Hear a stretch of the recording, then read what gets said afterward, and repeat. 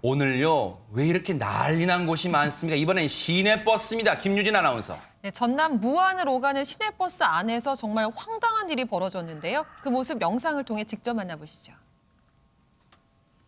시내버스에 탑승한 30대 여성입니다.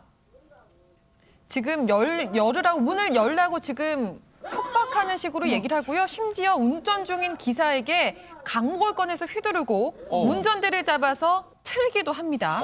곧이어 버스 안이 이제 연기로 자욱해지는 모습도 곧 볼 수가 있는데요.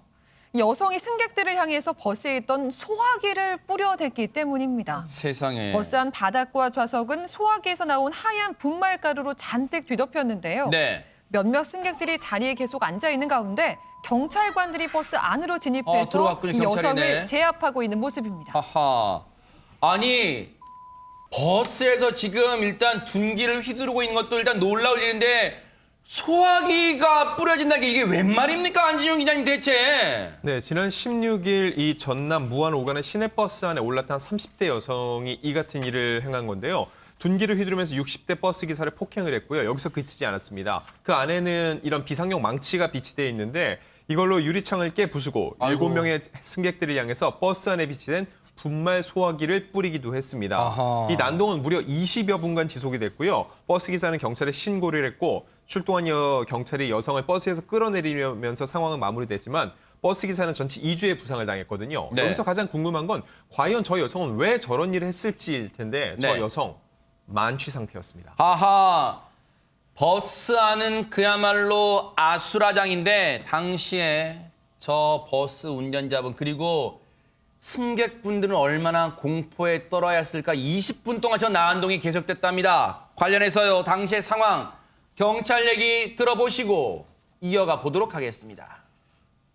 강목이 한 50cm 정도 좀 되는데 그렇게 길지는 않는데요. 가지고 올라탄 겁니다, 버스에. 내려달라 하니까 운행 중이라서 안 내려주니까.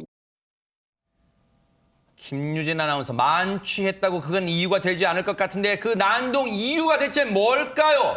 네, 술 취한 여성이 행패를 부린 이유가 따로 있었는데요. 그 이유는 영상을 통해 확인해 보시죠.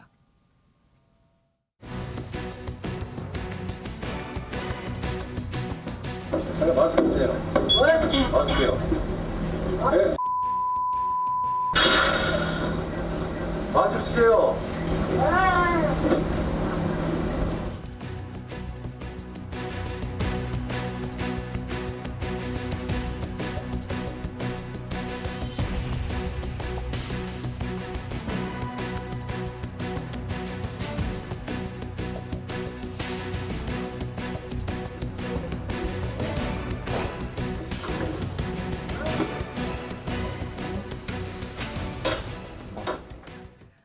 네, 다름이 아니고 마스크를 제대로 써달라는 기사의 말에 격분해서 정류장에서 주었다는 둔기를 기사에게 휘두른 건데요.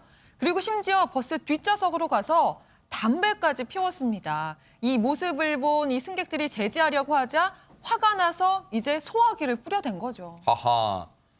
이게 무슨 해괴망측한 일입니까? 저 여성이요, 박성배 변호사님, 난동의 3종 세트입니다. 버스기사 폭행, 둔기로 버스기사 폭행, 소화기 뿌려 흡연! 이게 무슨 짓입니까, 이게 대체? 이 30대 여성은 마스크를 쓰라는 말에 화가 났다고 진술하면서도 버스기사 폭행 사실을 부인하고 있습니다.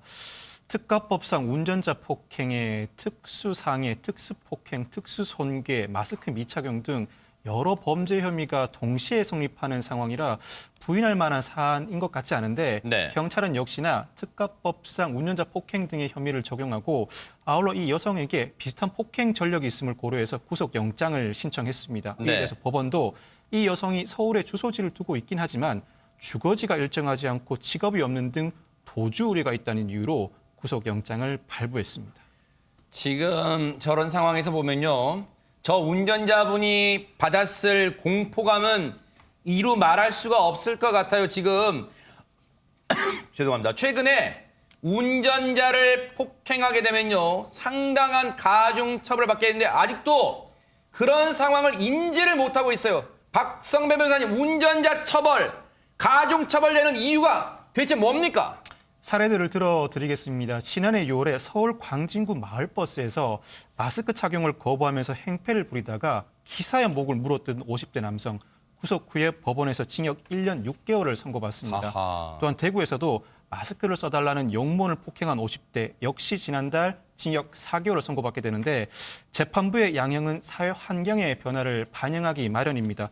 코로나19 사태 속에 마스크 착용은 필수이고 그 정당한 요구를 거부하고 폭력을 행사할 경우에는 엄벌에 취하는 재판부의 경향을 확인할 수가 있습니다. 너무너무 놀랍습니다. 뉴스파이터에서 이런 사건 전해드릴 때마다 늘 술이 관련돼 있습니다. 술만 먹으면 2개의 자아가 생기는 그런 사람들이 너무너무 많습니다. 정말 만취, 난동, 하마터면 더 큰 피해로 이어질 뻔했습니다.